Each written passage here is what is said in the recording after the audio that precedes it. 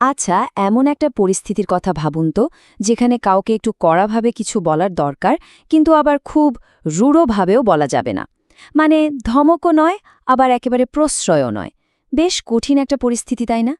এই রকম সময়ে সঠিক শব্দটা খুঁজে পাওয়াই কিন্তু আসল চ্যালেঞ্জ।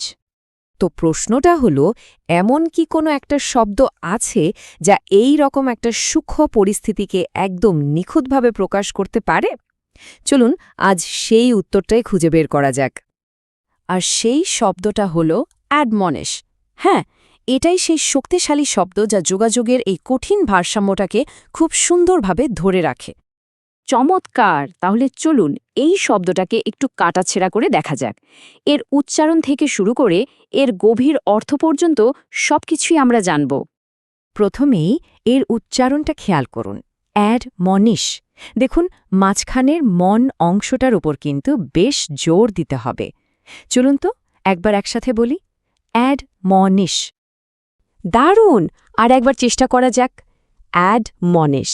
মনে রাখবেন, যতবার বলা হবে তত ভালো করে মাথায় গেঁথে যাবে। ওকে, শেষবারের মতো পুরো আত্মবিশ্বাসের সাথে অ্যাডমনিশ। একদম পারফেক্ট। তো এই অ্যাডমনিশ শব্দটা আসলে একটা ভার্ব। এর মানে হল কাউকে খুব দৃঢ়ভাবে কিন্তু দয়া বা স্নেহের সাথে সতর্ক করে দেয়া বা পরামর্শ দেয়া। দেখুন, ব্যাপারটা কিন্তু শুধু বকাঝাকা করা নয়। এখানে দৃঢ় আর সদয় এই দুটো বিষয়ের একটা দারুণ ব্যালেন্স আছে। জানেন, যে কোনো শব্দকে ভালোভাবে চেনার একটা সেরা উপায় হল তার বন্ধু আর শত্রুদের চিনে নেওয়া। মানে তার সমার্থক আর বিপরীতার্থক শব্দগুলো জানা। এর কিছু সমার্থক শব্দ দেখুন, যেমন ওয়ার্ন, স্কোল্ড, রিবিউক। মানেগুলো কিন্তু কাছাকাছি, তবে একটা ব্যাপার আছে। স্কোল্ড বা রিবিউক শুনলে যেমন কড়া ধমকের কথা মনে হয়, অ্যাডমনিশ কিন্তু ঠিক ততটা কড়া নয়। এর মধ্যে একটা যত্নের ছোঁয়া আছে, একটা ভালো চাওয়ার ব্যাপার আছে। আর উল্টো দিকে কি আছে? প্রেজ, অ্যাপ্লড বা এনকারেজ, মানে প্রশংসা করা, উৎসাহ দেওয়া। দেখুন, অ্যাডমনিশ ব্যবহার হয় ভুলটা ধরিয়ে দেওয়ার জন্য, আর এই শব্দগুলো ব্যবহার হয় ভালো কাজে স্বীকৃতি দিতে। পার্থক্যটা কিন্তু একদম পরিষ্কার, তাই না? আচ্ছা, থিওরি তো অনেক হলো, চলুন এবার বাস্তবে দেখি এই শব্দটা আসলে বাক্যে কিভাবে ব্যবহার করা হয়। এই শব্দটা না কিছু খুব কমন সিচুয়েশনে ব্যবহার হয়। যেমন ধরুন, অ্যাডমনিশ আ চাইল্ড মানে শিশুকে সতর্ক করা, বা অ্যাডমনিশন অ্যান এমপ্লয়ি মানে কর্মীকে সতর্ক করা। আবার দেখুন, ব্যবহারের ধরনেও কিন্তু পার্থক্য আছে। জেন্টলি অ্যাডমনিশ মানে হলো খুব নরম সুরে সতর্ক করা, আর সিভিয়ারলি অ্যাডমনিশ মানে কিন্তু বেশ কড়াভাবে সতর্ক করা। মানে পরিস্থিতি অনুযায়ী এর ঝাঁজ বাড়ে কমে।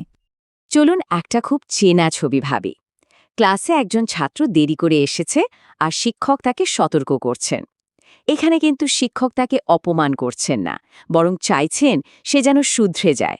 এটাই হলো অ্যাডমনিশ। এই বাক্যটাতে জেন্টলি শব্দটাই কিন্তু সব বলে দিচ্ছে।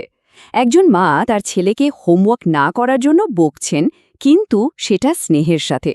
এখানে শাসন আর ভালোবাসার একটা অসাধারণ মেলবন্ধন দেখা যাচ্ছে। এবার আসি প্রফেশনাল জগতে। ধরুন, ম্যানেজার কর্মীদের তাদের অসাবধানতার জন্য সতর্ক করছেন। এখানে কিন্তু ব্যক্তিগত রাগ নেই, উদ্দেশ্য একটাই, কাজের মান ঠিক রাখা আর সবার নিরাপত্তার নিশ্চিত করা। বেশ দৃঢ় কিন্তু পুরোপুরি পেশাদার একটা অ্যাপ্রোচ। ভাববেন না যে এই শব্দটা শুধু বস বা শিক্ষকরাই ব্যবহার করেন, বন্ধুদের মধ্যেও এটা হতে পারে। ধরুন, এক বন্ধু আরেক বন্ধুকে একটা বাজে মন্তব্য করার জন্য ধরিয়ে দিচ্ছে।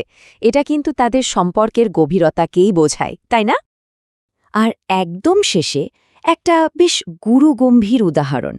কোর্টরুমে বিচারক সাক্ষীকে সত্যি কথা বলার জন্য কঠোর নির্দেশ দিচ্ছেন। এখানে শব্দটার সবচেয়ে ফর্মাল আর সিরিয়াস ব্যবহারটা আমরা দেখতে পাচ্ছি। ওকে, এত কিছু তো জানা হলো, কিন্তু আসল প্রশ্ন হলো, এই শব্দটা মনে রাখা যাবে কি করে?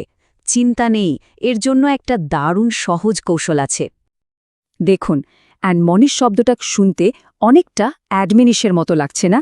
এবার মনে মনে একটা ছবি ভাবুন, কোনো অফিস বা স্কুলের একজন অ্যাডমিন, যিনি খুব শান্তভাবে কিন্তু দৃঢ়তার সাথে কাউকে নিয়ম ভাঙার জন্য সতর্ক করছেন।